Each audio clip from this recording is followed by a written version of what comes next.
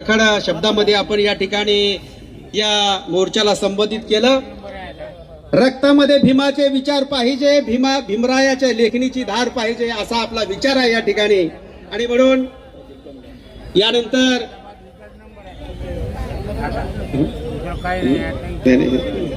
रोहिदास बनसोडे राष्ट्रीय चर्मकार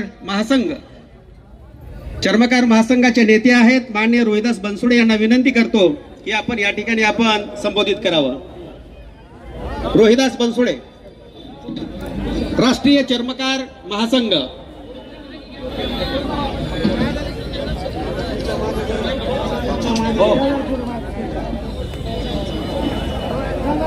मुझे तो इन पढ़े लिखे लोगों ने बहुत बड़ा धोखा दिया है। सोचा था पढ़ लिख कर बड़े अफसर बनेंगे, समाज के हित में कुछ काम करेंगे, लेकिन अफसर बनने के बजाय यहाँ तो क्लर्कों की भीड़ लगी है और अपने अपने बीबी बच्चे के पेट पालने में मशगूल है। बांधवांनो, डॉक्टर बाबासाहेब आंबेडकरांनी आपल्यावर नाराजी व्यक्त केली होती, आपल्याला सर्वांना माहित असेल। आणि मला आता असं वाटतंय की लातूरचा जनसागर बघून, शिकल्या सवरलेल्या लोकांची फौज बघून नक्कीच बाबासाहेबांचं स्वप्न या ठिकाणी साकार होणार आहे असं मला या ठिकाणी निश्चित वाटतंय। आमच्या पूर्वजांनी जे भोगलं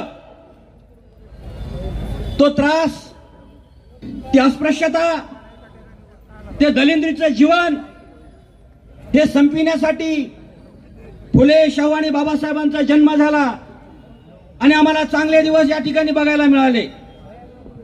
आम्ही हयात असताना, आम्ही जिवंत असताना, शिकले सवरलेले असताना, चांगल्या चांगल्या हुद्द्यावर असताना जर हे आम्हाला सरकार छळू पाहत असेल तर आम्ही काय हातामध्ये बांगड्या भरल्यात का काय?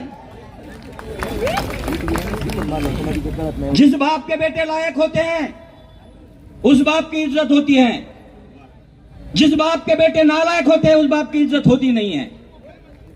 आणि म्हणून आम्हाला आमची लायकी सिद्ध करायची आहे। मी रोहिदास बनसोडे राष्ट्रीय चर्मकार महासंघाच्या माध्यमातून महाराष्ट्रातल्या चर्मकार समाजाच्या वतीनं या महाराष्ट्र सरकारला आवाहन करतो, आपल्यामध्ये दम असेल तो उपवर्गीकरण करूनच दाखवा। बाबासाहेबांची औलाद आहेत, तुम्हाला माहित असेल आम्हाला हिंदू धर्म पाहिजे नव्हता तरी बाबासाहेबांना रामाच्या मंदिरचा सत्याग्रह केला, आम्ही करून दाखवलं आणि पुन्हा सांगितलं चल तुझ्या रामाची आम्हाला गरज नाही, धर्मच बदलला। तुम्हाला काय वाटते आम्हाला माहित नाही। उपवर्गीकरण करायचंय, उच्च न्यायालयाच्या दिलेल्या आदेशाप्रमाणे करा। एकल समिती निवडून ज्या सात न्यायालयाचं खंडपीठ निवडलं त्याचा अहवाल बनवण्यासाठी एकल सदस्य समिती बनवता तुम्ही, त्याचा अहवाल तुम्ही ओपनही करत नाही। एप्रिल महिन्यामध्ये तुम्ही हरकती मागवता, आम्हाला काय धोत्रावर लिहिन समजलं का? आमच्या धोत्रावर विनय का? तुम्हाला याद राखून ठेवा, बाबासाहेबांचा 40 वर्षाचा संघर्ष, 4 लेकरांचं बलिदान, रमाईचा तो त्याग आम्ही विसरला नाही। फक्त आमच्यामध्ये एक चूक आहे, आमची फक्त बाबासाहेबांचं ऐकलं नाही हो। बाबासाहेबांना आम्हाला त्याच वेळेला हत्यार दिले पण त्याचा वापर आम्ही केला नाही, नाही ती ही अवलादी माजली नसती। मातांग समाज त्या मुक्ता साळवेचा निबंध विसरली आहे। मुक्ता साळवेला शिक्षकाने विचारलं तुझा माझा आवडता धर्म निबंध लिह, मुक्ता साळवेने त्या काळामध्ये लिहिलं आमच्या डोक्याचा चेंडू आणि तलवारीचा दांडू करून पुण्याच्या गोल टेकडी मैदानामध्ये खेळणाऱ्याचा धर्म आणि आमचा धर्म एक असू शकत नाही। आणि आमचे मातंग बांधव म्हणतात आमच्या वज्रमुठीमध्ये हिंदू आहे, अरे हिंदू कुछ बिंदू है बाकी सब सिंधू है। आम्ही पूर्वाश्रमीचे बोलतात आणि इथून पुढे तुम्हाला सांगतो, सरकारला सांगतो, आम्हाला ड्यूची करण्याचा प्रयत्न करू नका। हे वादळ लातूर मधलं आहे, हे प्रत्येक जिल्ह्यामध्ये वादळ सुरू होणार आहे, याचं परिवर्तन सत्तेत होऊ नये अशी तुम्ही अपेक्षा व्यक्त करा। जर आमच्या खोपड्या फिरल्या, देने वाले समाज में लाल पैदा होते हैं, मांगने वाले समाज में दलाल। आम्ही देणारे बनल्याशिवाय राहणार नाहीत। म्हणून देवेंद्र फडणवीस या सरकारला या विचारमंचावरून चर्मकार समाजाच्या वतीनंच नाही तर या महाराष्ट्रातल्या भीमानुयाच्या वतीनं आवाहन करतो, आम्हाला सुखानं राहू द्या. हजारो वर्षापासून तुमचा अन्याय आणि अत्याचार सहन केलाय. आमची मानसिकता अन्याय सहन करण्याची नाही. म्हणून या देशातल्या जर आम्ही सगळे शेड्यूल कास्ट तुमच्या धर्मावर लात मारली, तुमच्या सरकारवर लात मारली, आमचं शासन आहे आम्ही निर्माण करू आणि आमचा धर्म तर निर्माण झालेलाच आहे. मग वर्गीकरण कुणाचं करायचंय खुशाल करा, असं या ठिकाणी आपल्याला आवाहन करतो. सर्व भाऊ बांधवांना माझी विनंती आहे, सरकार कुणाला भेट, जनतेच्या रेट्याला भेट आहे. मातंग बांधव काय म्हणतात नेते बोलत असताना, उपवर्गीकरण तर होणारच.